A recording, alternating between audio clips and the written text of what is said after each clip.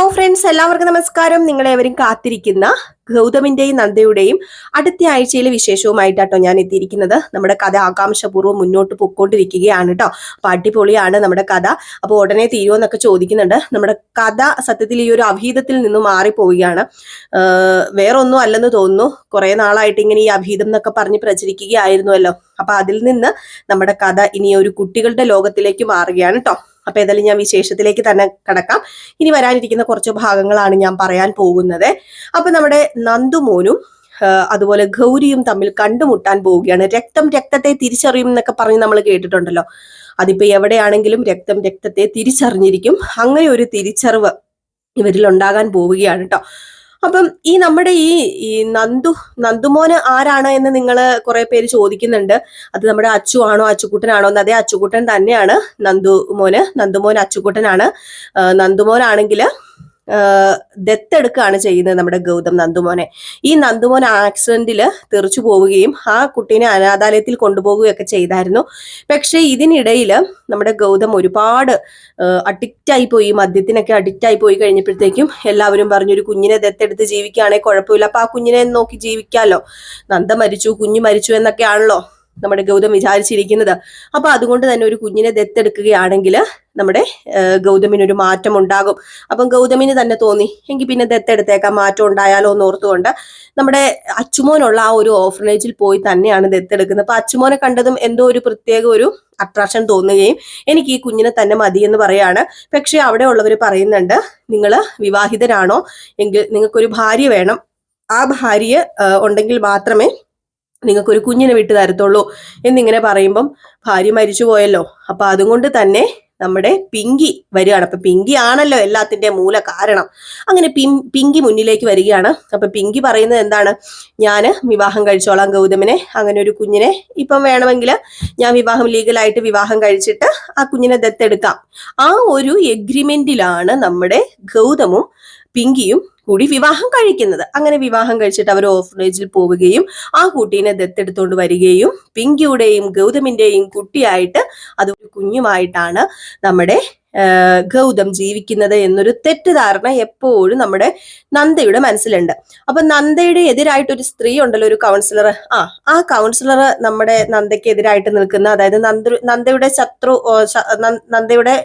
ശത്രുപക്ഷത്തുള്ളൊരു സ്ത്രീ തന്നെയാണ്. അപ്പൊ ഈ സ്ത്രീക്ക് ഒരു മകനുണ്ട്, ഈ കഞ്ചാവിനൊക്കെ അഡിക്റ്റ് ആയിട്ടുള്ളൊരു മകനാണ്. അപ്പൊ ആ മകനുണ്ടല്ലോ നമ്മുടെ ഈ ഒരു ഗൗരിയോട് ഏത് നേരവും നിനക്ക് അച്ഛനില്ല, നിന്റെ അച്ഛൻ അങ്ങനെയാണ്, നിന്റെ അച്ഛൻ ഇങ്ങനെയാണെന്നൊക്കെ പറയുമ്പോഴത്തേക്കും ഗൗരിക്ക് അച്ഛനുണ്ട് എന്ന് വരുത്തി തീർക്കുകയും എന്റെ അച്ഛനെ എനിക്ക് കാണും. അപ്പൊ ആ കുട്ടിക്ക് ആ ഒരു ഇതിലാണ് കേട്ടോ, എന്റെ അച്ഛൻ എന്നൊരു ചിന്ത മാത്രമേ ഉള്ളൂ. അപ്പൊ എന്റെ അച്ഛനെ എനിക്ക് കാണണം, എനിക്ക് എന്റെ അച്ഛനെ പോലെ എനിക്കൊരു പോലീസ് ഓഫീസർ ആകണം എന്നൊക്കെ ഒരു ചിന്ത ആ ഒരു ഇതിൽ വരുന്നതാണ്. ആ ഒരു പയ്യൻ ഇങ്ങനെ നമ്മുടെ ഗൗരിമോളെ ഇങ്ങനെ വിഷം കുത്തിവെച്ചിട്ടാണ് സത്യം പറഞ്ഞിട്ടുണ്ടെങ്കിൽ അങ്ങനെ വരുന്നത്. പക്ഷെ അച്ഛനെ കാണണമെന്ന് പറയുമ്പോഴത്തേക്കും തന്നെ നമ്മുടെ നന്ദയ്ക്ക് ദേഷ്യം വരും. നന്ദ വല്ലാത്തൊരവസ്ഥയിലാണ്. ഗൗതമിന്റെ പേര് കേട്ടാൽ തന്നെ നന്ദ സത്യം പറഞ്ഞാൽ മുൻപിൽ കണ്ട വെട്ടിക്കൊല്ലുന്ന ആ ഒരു ദേഷ്യത്തിൽ തന്നെയാണ്. എന്റെ അച്ഛന്റെ പ്രകൃതമാണ് മോൾക്ക്, അല്ലാതെ മോളുടെ അച്ഛന്റെ പ്രകൃതം അല്ല എന്നാ പറയുന്നത്. പക്ഷെ അങ്ങനെയല്ല കേട്ടോ. നമ്മുടെ ഗൗതം എങ്ങനെയാണോ അതുപോലെ തന്നെയാണ് നമ്മുടെ ഗൗരി. നമ്മുടെ ഗൗരിക്ക് ഗൗതമിന്റെ ആ ഒരു എന്താ പറയാ, ആ ഒരു പരിക്കൻ സ്വഭാവം ഒക്കെ കിട്ടിയിട്ടുണ്ട്. അപ്പൊ അങ്ങനെ ഒരു ക്യാമ്പ് നടക്കാൻ, ഈ സ്പോർട്സിലൊക്കെ ഇവർക്ക് ഭയങ്കര പ്രിയമാണ് കേട്ടോ. അപ്പൊ അങ്ങനെ ഒരു ക്യാമ്പ് നടക്കാൻ പോവുകയാണ് സ്കൂളിൽ വെച്ച്. ഈ ഒരു സമയത്താണ് സത്യം പറഞ്ഞാല് നമ്മുടെ ഗൗരിയും നന്ദുമോനും തമ്മിൽ കണ്ടുമുട്ടാൻ പോകുന്നതും. നന്ദയും ഗൗതമും തമ്മിൽ കണ്ടുമുട്ടാൻ പോകുന്നത്. നല്ല രസമുണ്ടല്ലോ, പേരിൽ തന്നെ നല്ല മാച്ചുണ്ട് രണ്ടുപേരും തമ്മിൽ. അങ്ങനെ നന്ദയ്ക്ക് ഭയങ്കര ആഗ്രഹം. പക്ഷെ നന്ദയുടെ കാലിന് എന്തോ ചെറിയ പ്രശ്നമുണ്ട് കേട്ടോ നന്ദൂട്ടന്റെ. അപ്പൊ നന്ദൂട്ടന് ഭയങ്കര ആഗ്രഹമാണ് അങ്ങനെ പോകണം എന്നൊക്കെ. അപ്പൊ അതുകൊണ്ട് ക്യാമ്പിൽ പങ്കെടുക്കാൻ വേണ്ടി നന്ദൂട്ടൻ പോകുവാണ്. അപ്പം സ്കൂളിലെ ടീച്ചറിനെ കൂട്ടി പറഞ്ഞു വിടാം. അപ്പൊ എല്ലാം സെറ്റ് ചെയ്തു കേട്ടോ. ഈ കുട്ടിയുടെ ആഗ്രഹം കാരണം എന്നാ പോകാന്ന് പറഞ്ഞ് സ്കൂൾ ടീച്ചറിനെ സെറ്റ് ചെയ്തിട്ട് ഞങ്ങൾ നോക്കിക്കോളാം, വേറൊരു പ്രശ്നവും ഇല്ല, 100% ഞങ്ങൾ പൂർണ്ണ ഉത്തരവാദിത്തോടു കൂടി കൊണ്ടുപോയിക്കോളാം എന്നൊക്കെ പറഞ്ഞുകൊണ്ടാണ് ടീച്ചേഴ്സ് കൊണ്ടുപോകുന്നത്. അപ്പൊ അവിടെ വെച്ചാണ്, അപ്പം നമ്മുടെ ഗൗരിയുടെ സ്കൂളിലേക്കാണ് കേട്ടോ. അപ്പൊ ഇവിടെ ഒരു ചെറിയ ചാർജ് നമ്മുടെ നന്ദയ്ക്ക് കിട്ടണം. അപ്പൊ ഈ കുട്ടികളൊക്കെ ഒത്തിരി ഉള്ളത് കൊണ്ട് തന്നെ ഈ കുട്ടികൾക്കൊക്കെ എന്തെങ്കിലും ഒരു അത്യാവശ്യം വന്നാൽ അപ്പൊ അവിടെ ഒരു ഡോക്ടർ വേണമല്ലോ. അപ്പൊ അതുകൊണ്ടാണ് അവിടുത്തെ ആ ഒരു ചാർജ് നമ്മുടെ നന്ദ ഏറ്റെടുക്കുന്നത്. അപ്പൊ നന്ദയ്ക്ക് ഇഷ്ടമാണ് കുറെ കുട്ടികളെ കാണാം, കുട്ടികളെ പരിചരിക്കാം, എന്തെങ്കിലും അസുഖമുള്ള കുട്ടികളെ നോക്കുകയൊക്കെ ചെയ്യാം. പിന്നെ സ്വന്തം മോൾ അവിടെ ഉണ്ടല്ലോ, നന്ദയ്ക്കൊരു പ്രത്യേക കെയറിങ് ഉണ്ട് കേട്ടോ ഗൗരീനെ തന്റെ പിടുത്തത്തിൽ നിന്ന് ഗൗരീനെ വിടാൻ ആഗ്രഹിക്കുന്ന ഒരാളല്ല നമ്മുടെ നന്ദയ്ക്ക് സത്യം പറഞ്ഞ പേടിയാണ്. അപ്പൊ അതുകൊണ്ട് അങ്ങോട്ടേക്ക് ഇവർ ഒരുമിച്ചാണ് ചെല്ലുന്നത്. അങ്ങനെ ഇവർ ഒരുമിച്ച് ചെല്ലുന്നു. പക്ഷെ നമ്മുടെ ഗൗതം അങ്ങോട്ടേക്ക് വരുന്നില്ലല്ലോ. പക്ഷെ ഇതിനിടയിൽ നമ്മുടെ ഗൗരിയും നന്ദുമോനും ഭയങ്കര കൂട്ടാവുകയാണ്. അതാണ് പറഞ്ഞത്, രക്തത്തെ തിരിച്ചറിയാന്നൊക്കെ പറഞ്ഞു കേട്ടിട്ടില്ല. അപ്പൊ ആ ഒരു ഇതുപോലെ അവർ ഭയങ്കര കൂട്ടാവുകയും പിന്നെ അവരങ്ങോട്ട് ഭയങ്കര കളിയും ചിരിയും ഒക്കെയാണ്. അപ്പൊ ഇവരുടെ ഈ കൂട്ട് കാണുമ്പോഴത്തേക്ക് നമ്മുടെ നന്ദയ്ക്കും ഭയങ്കര സന്തോഷമാകുന്നുണ്ട്. അങ്ങനെ നന്ദേനെ കൊണ്ട് പരിചയപ്പെടുത്തുന്നുണ്ട്. ഗൗരിമോൾ ഇതെന്റെ അമ്മയാണ്, ഇതാണ് എന്റെ അമ്മ, ഡോക്ടറാണ് എന്നൊക്കെ പറഞ്ഞിങ്ങനെ പരിചയപ്പെടുത്തുകയാണ്. അപ്പോഴത്തേക്കും നമ്മുടെ നന്ദുമോൻ പറയുന്നുണ്ട് കേട്ടോ, എന്റെ അച്ഛൻ പോലീസാണ് എന്നൊക്കെ ഇങ്ങനെ പറയുന്നുണ്ട്. അപ്പൊ ഗൗരി പറയുന്നുണ്ട്, എനിക്ക് പോലീസ് ആകുന്നത് ഭയങ്കര ഇഷ്ടമാണ്, എന്റെ അച്ഛനും ഒരു പോലീസുകാരനൊക്കെ തന്നെയാണ് കേട്ടോ എന്നൊക്കെ പറഞ്ഞ് ഇവര് കുട്ടികൾ തമ്മിൽ അങ്ങോട്ടും ഇങ്ങോട്ടും ഭയങ്കര സംസാരവും വർത്താനവും. അവര് ഒരു പ്രത്യേക ലോകത്താണ്. അപ്പം ഇവരെപ്പോഴും കാണുമ്പം വർത്താനവും ഇതൊക്കെയാണ്. അപ്പം നമ്മുടെ നന്ദയ്ക്കും ഭയങ്കര കാര്യമൊക്കെ തന്നെയാണ് കേട്ടോ. നന്ദയ്ക്കും എന്തോ ഒരു പ്രത്യേക ഒരു അടുപ്പം നന്ദുമോനോട് തോന്നുന്നുണ്ട്. സ്വന്തം കുഞ്ഞാണെന്ന് ഓർത്തോണം. നമ്മുടെ ഗൗതമും നന്ദയ്ക്കും ഉണ്ടായ, അതായത് പിങ്കിയുടെ ഗർഭപാത്രം വാടകയ്ക്ക് എടുത്തുണ്ടായ കുഞ്ഞാണ്. ഇത് ആർക്കും അറിയില്ല. നമ്മുടെ നന്ദയ്ക്ക് അറിയില്ല, ഗൗതം അറിയില്ല, പിങ്കിക്ക് അറിയില്ല, ആർക്കും അറിയില്ല. ആ കുഞ്ഞ് തന്നെയാണെന്നുള്ളത് ആർക്കും അറിയത്തില്ല.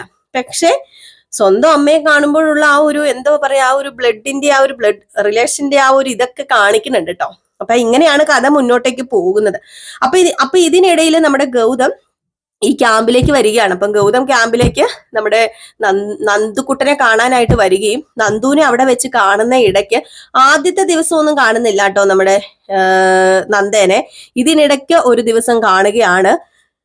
സത്യം പറഞ്ഞിട്ടുണ്ടെങ്കിൽ നന്ദയ്ക്ക് ഷോക്കായി പോവില്ല. കാരണം നന്ദയ്ക്കറിയാം എന്നെങ്കിലും എന്റെ മുമ്പിൽ ഗൗതം വന്ന് പെടുമെന്നറിയാം. പക്ഷെ ഗൗതം അറിയത്തില്ല. ഗൗതം ഓർത്തിരിക്കുന്നത് നന്ദ മരിച്ചു പോയെന്നല്ലേ.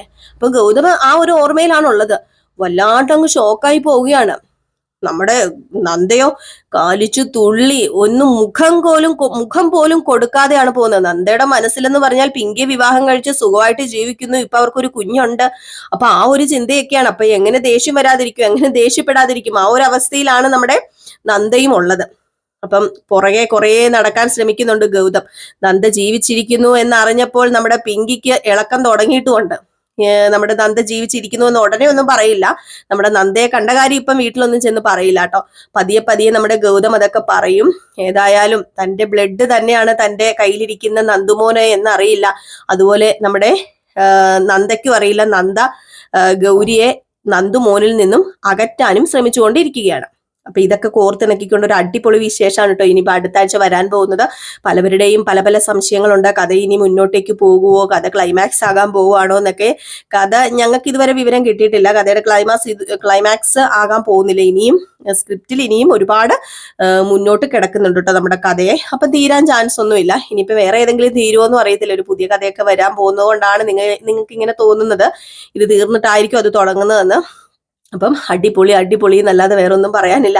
നമുക്ക് കാത്തിരുന്ന് തന്നെ കാണാം. അപ്പൊ എല്ലാവരും കാത്തിരിക്കപ്പോൾ അടുത്ത വിശേഷവുമായിട്ട് വരുന്നവരെ എല്ലാവർക്കും ടാറ്റാ ബൈ ബൈ.